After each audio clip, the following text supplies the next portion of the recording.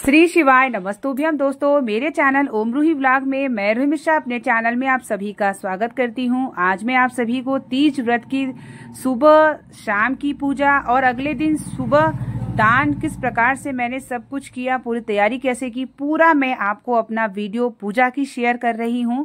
तो उम्मीद करूंगी कि वीडियो आपको पसंद आएगी। वीडियो के अंत तक बने रहिएगा। वीडियो को लाइक और कमेंट में हर हर महादेव का नारा जरूर लगाइएगा और साथ ही अगर चैनल पे पहली बार आए तो चैनल को सब्सक्राइब जरूर कर लीजिएगा। आपको बहुत सारी पूजा पाठ दिनचर्या से जुड़ी जानकारी शेयर करती रहूंगी। तो यहाँ पर हरतालिका तीज की पूजा हो, सुबह क्या दिन था और रात्रि में ही मैंने मेहंदी लगाई क्योंकि दिन भर का समय नहीं था। तो रात में मेरी मेहंदी लगी और सुबह मेहंदी लगने के बाद रच भी गई थी, जैसा कि आप लोग देख भी रहे हैं। और उसके बाद मैं निकल गई, फूल पत्तियां सब मुझे तोड़ना था क्योंकि 7 प्रकार की पत्तियां शिवलिंग पे अर्पित करना था, 5 प्रकार की फुलेरे पे। तो जो हरसिंगार का पुष्प होता है वो नीचे गिरा होता है, तो हरसिंगार का पुष्प नीचे गिरा ही हमें उठाना चाहिए। तो हरसिंगार का पुष्प, धतूरा, मदार, जितने भी थे फूल सब मुझे मिल गए। तो स्नान से पहले मैं उठ के सब ले आई। फिर यहाँ पर मेरी जो है देख लीजिए कि कितने अच्छे से मैंने मंडप वगैरह, फुलेरा वगैरह सब बनाया था। और जितने भी शिव जी के प्रिय पुष्प थे, 7 प्रकार की पत्तियां, 5 प्रकार की पत्तियां, सभी चीजों को मैं पूजा शामिल सुबह ही सब तोड़ करके ले आ ली थी।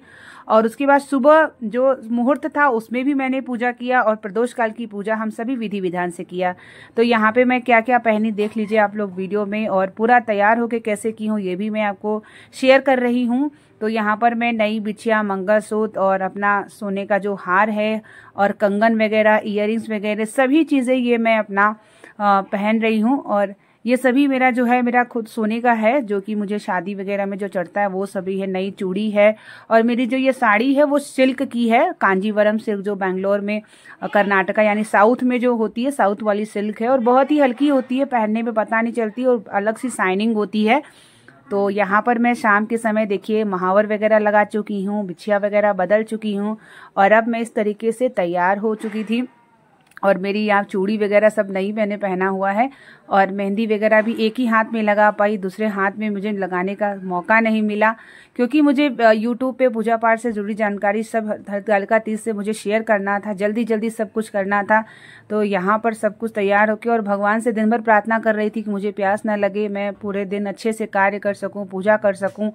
तो भगवान की ऐसी कृपा रही कि मुझे बिल्कुल प्यास भी नहीं लगा और 24 घंटे तक का व्रत निराजली एकदम अच्छे से बीता। मेरा दान पुण्य मैंने सब अच्छे से कर लिया और मैंने बिंदिया वगैरह भी पहना था, नथ नहीं पहनी थी। तो अब मैं पूजा करने के लिए बैठ गई शाम को। और अगले दिन भी ना मैं दान देने के बाद ही अपना कुछ ग्रहण करी हूँ। सुबह स्नान करने के बाद पानी चाय पी ली थी। तो यहाँ पर मेरी शाम की पूजा हो रही है, हरतालिका तीज की कथा कर रही हूँ मैं। और भगवान जो की पूजा मैंने 6:30 बजे से शुरू कर दी थी, पार्थिव शिवलिंग बनाना। और यहाँ पे मैं बेल वृक्ष गमले में रखी थी उसे भी। और शाम के समय मैंने गुलगुले का भोग जो है बनाया था, भगवान शिव माता पार्वती के लिए फल का भोग लगाया था। और हमें अपने रसोई घर का कुछ न कुछ बनाना चाहिए, जैसा कि मैंने आप लोगों को शेयर भी किया था। और इतनी मतलब अगले दिन की बात बताऊं, बहुत थका जैसा महसूस हो रहा था, लेकिन सब हमेशा भगवान का नाम ले रही थी और उन्होंने शक्ति दिया। तो सब कुछ अगले दिन भी मेरा अच्छे से भगवान के लिए भोग तैयार हो चुका। गौ माता, पक्षियों के लिए, मंदिर में भी जो दान पुण्य होता है। और शनिवार के दिन मैं पीपल के वृक्ष के नीचे दीपक जलाने जाती हूँ, तो वो भी सभी कार्य मेरे हो गए। गणेश भगवान की स्थापना भी हो गई। और उसके बाद ही मैं अपना जो है हलवा, पूरी, चना और मालपुआ खा करके अपने भोग को व्रत को मैंने तोड़ा। तो अक्सर लोग कहते हैं ना कि निर्जला व्रत में प्यास लग जाती है, मैं कैसे रहूं। जब आपने मन में अपने जो धारण कर लेते हैं कि नहीं मुझसे नहीं हो पाएगा, मैं नहीं, तो आपके मन में वही चीजें होने लगती है। मैं आप लोगों से अक्सर यही कहना चाहूंगी कि अगर आप निर्जला व्रत करना चाहते हैं तो आप पहले से भगवान से समर्पण कर दीजिए, उनसे कृपा मांगे कि जैसे माता पार्वती ने कठोर तपस्या की, वैसे मेरे अंदर भी एक संकल्प दीजिए कि मुझे प्यास भूख न लगे, मैं आपकी अविरल भक्ति 24 घंटे तक निराजली व्रत कर सकूं। यकीन मानिए आपको महादेव की कृपा होगी और आपको शक्ति मिलती है। और मैं अपना ही बता रही हूँ कि मैं पूरे घर का काम, बच्चों की देख रेख, 2 छोटे छोटे बच्चे हैं उनके भी देख रेख, झाड़ू पोछा, बर्तन, कपड़े, आप समझ सकते हैं कि कितना घर के काम होते हैं, उन सबको करते हुए और साथ में यूट्यूब पे भी और इंस्टाग्राम, फेसबुक, हर जगह मुझे वीडियो शेयर्स करने होते हैं, हर जगह मुझे काम करने होते हैं अपने यूट्यूब के, जो भी आप लोगों की पूजा पाठ की जानकारी। तो सभी चीजें मेरी हो गई, ईश्वर की कृपा है, महादेव की कृपा है है कि निराजली व्रत कर पाई तो ये मैं भगवान को समर्पण करती हूँ। जो भी हम शरीर से कर पाते हैं ना, वो कहीं ना कहीं हमारे इष्ट आराध्य देवता हैं जो हमें शक्ति देते हैं, बल देते हैं। और ऐसे ही मेरा 24 घंटे का से ज़्यादा ही निराजली का व्रत रहा, तो ये मैं महादेव और माता पार्वती को समर्पण करती हूँ। यहाँ मेरी कथा होने के बाद अब मैं आरती कर लेती हूँ।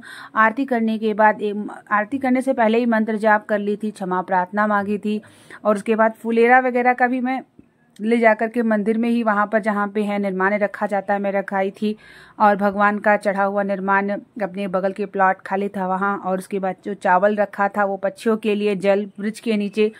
जैसा कि हम आपको बराबर हरतालिका तीज से जुड़ी जानकारी शेयर कर रही थी कि आप सभी पूजा पाठ की तैयारी तो हम करते हैं, लेकिन हम निर्माल्य को कहाँ फेंके, ये भी हमारे मन में सवाल बहुत आते हैं। और इसी सब चीज़ों से जुड़ी जानकारी हम आपको समय समय पर देते रहे, ताकि हमारी जितनी बहनें हैं उन्हें हर चीज़ को पता हो, हर चीज़ अच्छे ढंग से करें, जिससे उनकी पूजा व्रत जो है वो पूर्ण हो। और यहाँ पर मैं जो है आरती वगैरह कर लेती हूँ। और मेरे हस्बैंड नहीं आ पाए थे ऑफिस से जल्दी उनके, तो घर मेरे आसपास जो बच्चियाँ थी वो सब आके जो है पूजा में शामिल हुई, कथा सुनी, और वो भी महादेव से कृपा मांगी कि मैं भी अच्छे से सफलता प्राप्त हूँ।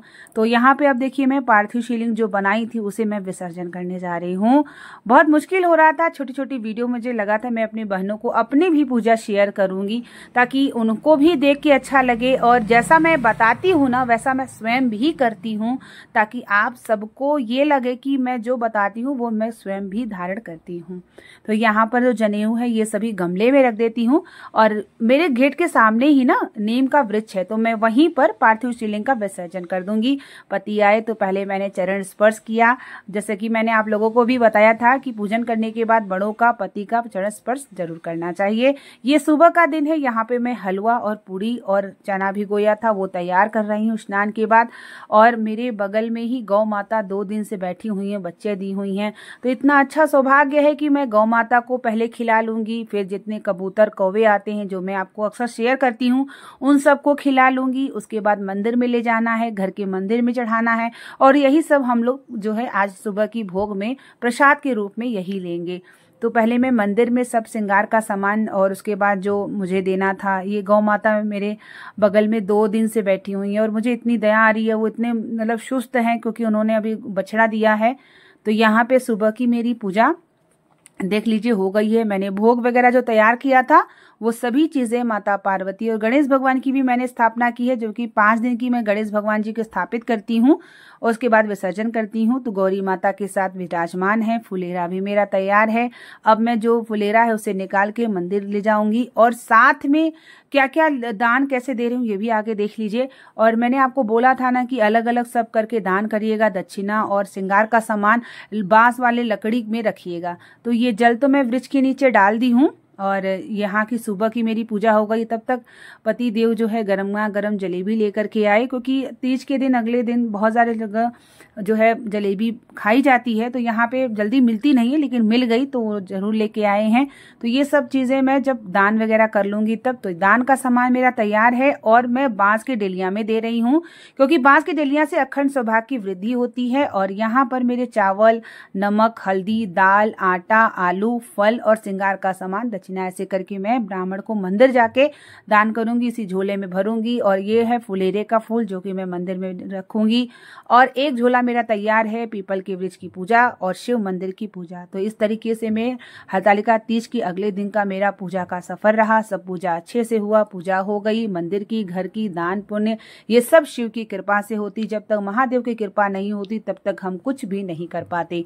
आपका भी हरतालिका तीज का व्रत कैसे बीता कमेंट बॉक्स में हमें जरूर बताइएगा। और बने रहिए मेरे चैनल पे, बहुत सारी पूजा पाठ, दैनिक दिनचर्या से जुड़ी जानकारी आपके लिए मैं शेयर करती रहती हूँ। मिलते हैं आप लोगों के लिए एक नई वीडियो और एक जानकारी के साथ। तब तक के लिए आप लोगों को श्री शिवाय नमस्तुभ्यम। हर हर महादेव।